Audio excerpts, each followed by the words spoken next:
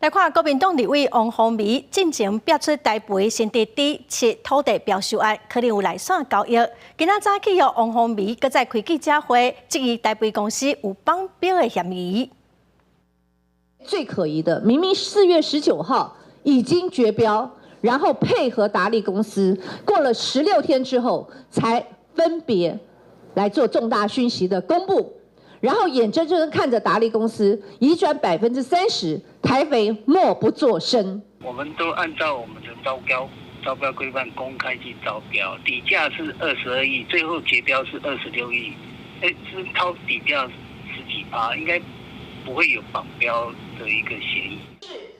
立委王宏维指出，针对台北新地D7土地标售案，当初台北公司的标案定出超级悬的规格，标决袂当共同投标，资本也爱超过30亿。也毋过，达利公司标到了后，才4天尔，就甲标案3成的土地所有权转予资本业只有20万的一间公司。所以立委王宏维是质疑讲，台北公司有绑标的嫌疑。台北公司是表示讲，一切拢是依法办理，嘛强调讲，达利公司标到了后要安怎开发，甲台北公司已经无关系咯。